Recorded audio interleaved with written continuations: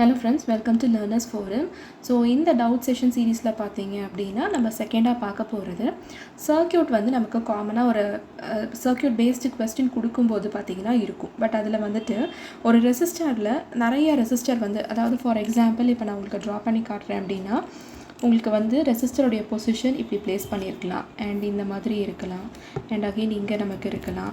இது கூட நமக்கு ஒரு சோர்ஸ் இல்லை கரண்ட் ஏதாவது இந்த மாதிரி கொடுத்துருக்கும் போது இப்போ நான் இங்கே ப்ளஸ் போட்டுட்டு இங்கே மைனஸ் போடணுமா இல்லை இங்கே மைனஸ் போட்டுட்டு இங்கே ப்ளஸ் போடணுமா? ஏன்னா உங்களுக்கு இந்த ப்ளஸ் டு மைனஸ் நீங்கள் கரெக்டாக ப்ளேஸ் பண்ணால் தான் உங்களுக்கு ஈக்குவேஷன் வந்து கரெக்டாக வரும். இல்லைனா என்டையர் சர்க்யூட்டுமே வந்து பார்த்தீங்க அப்படின்னா உங்களால் வந்து சால்வ் பண்ண முடியாது. ஸோ இதை வந்து அண்டர்ஸ்டாண்ட் பண்ணுறதுக்காக தான் இந்த பர்டிகுலர் வீடியோ. ரெசிஸ்டருடைய பொலாரிட்டி நம்ம சர்க்யூட்டை சால்வ் பண்ணும்போது எப்படி எடுத்துக்கணும் அப்படிங்கிறத பொறுத்து தான் வந்துட்டு இந்த செஷன் இருக்கும். ஸோ ஃபர்ஸ்ட் பேசிக்காக எப்போவுமே நம்ம ஞாபகம் வச்சுக்க வேண்டிய விஷயம் என்ன அப்படின்னா, கரண்ட் என்டர் ஆச்சுன்னா அப்போ அதை நம்ம பாசிட்டிவ் அப்படின்னு எடுத்துக்கிறோம் அண்ட் கரண்ட் லீவ் ஆச்சு அப்படின்னா அந்த டெர்மினலில் நெகட்டிவ் அப்படின்னு எடுத்துக்கோங்க. ஸோ ஒரு ரெசிஸ்டர் நமக்கு இங்கே வந்து இருக்குது, இந்த இடத்துல என்டர்ஸ். ஸோ என்டர் ஆகிற அந்த டெர்மினலை நம்ம எப்படி எடுத்திருக்கோம், ப்ளஸ் சைன் போட்டு எடுத்திருக்கோம். அண்ட் லீவிங் டெர்மினல் எப்படி எடுத்திருக்கோம், மைனஸ் அப்படின்னு எடுத்திருக்கோம். ஸோ இது ஏன் வந்து நான் இங்கே தான் ப்ளஸ் போடணும் இங்கே வந்து மைனஸ் போடணும் அப்படின்னா, இதை லாஜிக்கை ஞாபகம் வச்சுக்கிறதுக்கு இதுக்கு பின்னாடி இருக்கக்கூடிய ரீசனை நீங்கள் வந்து தெரிஞ்சுக்கோங்க. ஸோ இது என்ன அப்படின்னா, இப்போ பேசிக்காக ஃபார் எக்ஸாம்பிள் இப்போ நமக்கு வந்து கரண்ட் இப்படி ஃப்ளோ ஆகுது. ஸோ இங்கேருந்து நமக்கு கரண்ட் ஃப்ளோ இருக்குது அப்படின்னு சொல்லி கொடுத்துட்டாங்க. ஸோ கரண்ட் ஃப்ளோ இப்படி இருக்குது அப்படின்னு நமக்கு கொடுத்தாச்சு. இந்த டைரெக்ஷனில் இப்போ ஃப்ளோ ஆகுது. ரெசிஸ்டருடைய ஒர்க் என்ன, it opposes the flow of current. அதாவது கரண்ட் எவ்வளோ இருக்கும். ஃபார் எக்ஸாம்பிள் இப்போ நமக்கு இங்கே ரோடு இருக்குது, இங்கே நம்ம ஒரு ஸ்பீட் பிரேக்கரை செட் பண்ணிட்டோம் அப்படின்னா இங்கேருந்து வரும்.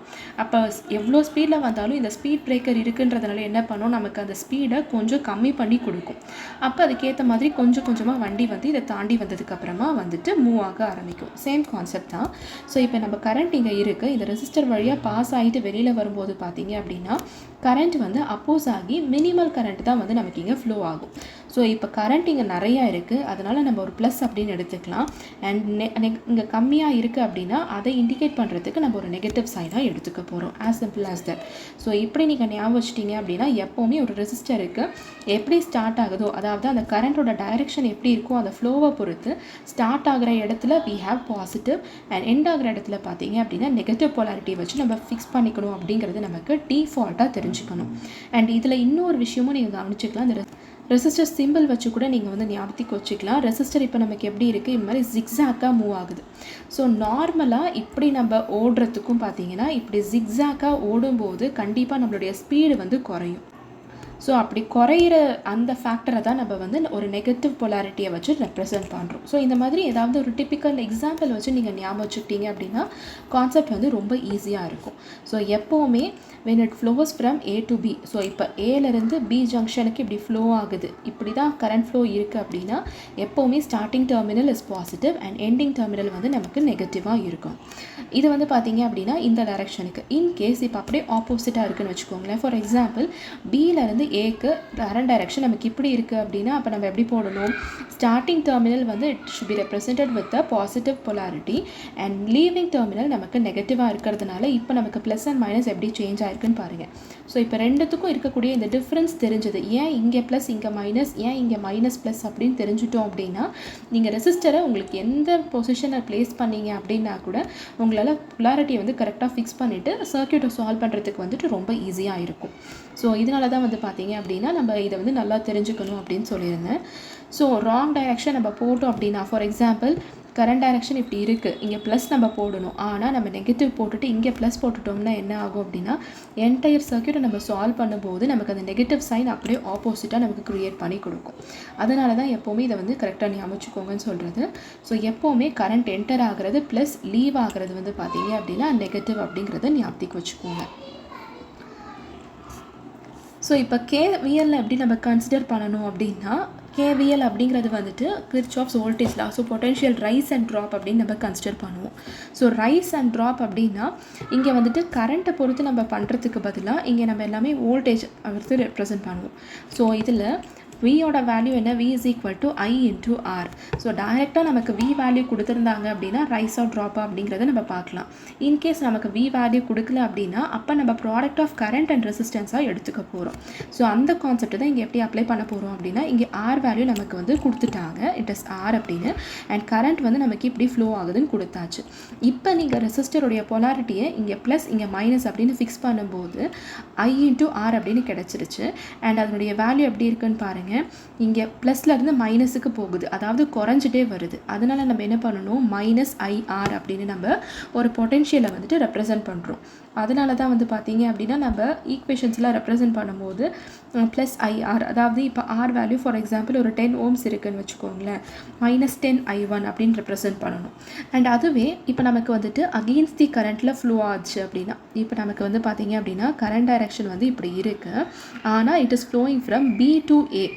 அப்படி இருக்கும்போது கண்டிஷனில் பார்த்தீங்கன்னா நமக்கு அப்படியே ஆப்போசிட், அதாவது இப்போ பொட்டென்ஷியல் ரைஸ் ஆகும் நமக்கு, ஏன்னா நெகட்டிவ்லேருந்து பாசிட்டிவுக்கு வந்து இப்போ மூவ் ஆகுது.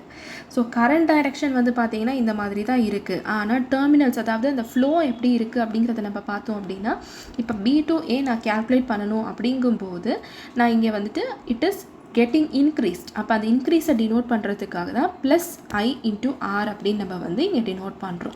ஸோ எப்போவுமே பொட்டென்ஷியல் ட்ராப் இருக்கிற இடத்துல வந்து பார்த்தீங்கன்னா மைனஸ் IR, பொட்டென்ஷியல் ரைஸ் ஆகிற இடத்துல I into R. So rice concept வந்து நம்ம நிறைய இடத்துல யூஸ் பண்ண மாட்டோம், ஏன்னா எப்போவுமே ரெசிஸ்டர் வழியாக ஃப்ளோ ஆகிற வோல்டேஜை வந்து நீங்கள் கண்டுபிடிக்கும் போது பார்த்தீங்கன்னா இந்த ட்ராப் கண்டிஷன் மைனஸ் IR தான் யூஸ் பண்ணிப்பீங்க. பொட்டென்ஷியல் ரைஸை வந்து நீங்கள் எப்படி பண்ணுவீங்க அப்படின்னா, உங்களுக்கு வந்து இங்கே ஒரு சோர்ஸாக கொடுத்துருவாங்க, அதாவது இங்கே ஒரு சோர்ஸ் கொடுத்துட்டு அந்த சோர்ஸை வந்து நீங்கள் ரைஸ் அப்படின்னு நீங்கள் எடுத்துகிட்டு ஃபாலோ பண்ணணும் கம்ப்ளீட் சர்க்யூட்டை. ஸோ இதுதான் வந்துட்டு பொட்டென்ஷியலை பற்றின கான்செப்ட், அதாவது ரைஸ் அண்ட் ட்ராப்பை பற்றின இருக்கக்கூடிய கிளாஸிஃபிகேஷன். ஸோ என்னென்னலாம் நம்ம இதில் அவாய்ட் பண்ணணும், அப்போ தான் நம்மளோட சர்க்யூட்டை வந்து சால்வ் பண்ணுற மெத்தட் கரெக்டாக இருக்கணும்னு பார்த்தீங்க அப்படின்னா, பொலாரிட்டி கண்டிப்பாக நம்ம கரெக்டாக பண்ணணும். அந்த ப்ளஸ் அண்ட் மைனஸ் ஏதாவது ஒரே ஒரு இடத்துல நீங்கள் மாற்றி எழுதுனீங்கன்னா கூட கம்ப்ளீட் சர்க்யூட்டுடைய அனாலிசிஸ் தப்பாக போயிடும். ஸோ எப்போவுமே அந்த பொலாரிட்டியை மட்டும் கரெக்டாக நம்ம வந்து அசைன் பண்ணிக்கணும். ஸோ எப்போவுமே கரண்ட் வந்து லெஃப்ட் டு ரைட் ஃப்ளோ ஆகிற கண்டிஷனில் பார்த்தீங்க அப்படின்னா லெஃப்ட் பாசிட்டிவ், ரைட் வந்து நெகட்டிவ், அண்ட் ஆப்போசிட் கண்டிஷனில் நமக்கு அதே மாதிரி அப்படியே ரிவர்ஸ்டாக வந்து கிடைக்கும். அண்ட் பொட்டென்ஷியல் ரைஸ் ஆகிற இடத்துல it is equal to I into R. Drop ஆகும்போது பார்த்தீங்க அப்படின்னா ப்ளஸ் இன்ட்டு IR அப்படின்னு நமக்கு கிடைக்கும், அதாவது ப்ளஸ் டு மைனஸ் அப்படின்னு நமக்கு மூவ் ஆகும்போது பார்த்தீங்க அப்படின்னா அந்த ட்ராப்பை யூஸ்வலாக கரண்ட்டோட டைரக்ஷன் ஓரியன்டாக இருக்கிற வரைக்கும் நமக்கு பாசிட்டிவாக தான் கிடைக்கும். அதுவே நமக்கு கரண்ட்டோடைய டைரக்ஷனுமே ட்ராவல்ஸ் ஆகுது, அதாவது கரண்ட்டுக்கு அகெயின்ஸ்டாக நமக்கு டைரக்ஷன் இருக்கும்போது தான் பார்த்தீங்க அப்படின்னா இங்கே சைன் வந்து நமக்கு சேஞ்ச் ஆகும். ஸோ ரெசிஸ்டரில் வந்துட்டு ஃபிக்ஸட் பொலாரிட்டி வந்து எப்போவுமே கிடையாது, நம்ம கரண்ட்டுடைய டைரக்ஷனை பொறுத்து தான் பார்த்தீங்கன்னா பொலாரிட்டியை வந்துட்டு ஃபிக்ஸ் பண்ணுறோம். ஸோ இந்த பொலாரிட்டி கான்செப்டை யூஸ் பண்ணோன்னா கரெக்டாக நம்மளால சர்க்யூட்டை வந்துட்டு அனலைஸ் பண்ண முடியும். ஸோ இன்றைக்கி பார்த்த இந்த கான்செப்டில் உங்களுக்கு ஏதாவது டவுட்ஸ் இருந்துச்சு அப்படின்னா கமெண்ட் செக்ஷனில் போஸ்ட் பண்ணுங்கள். Thank you so much friends.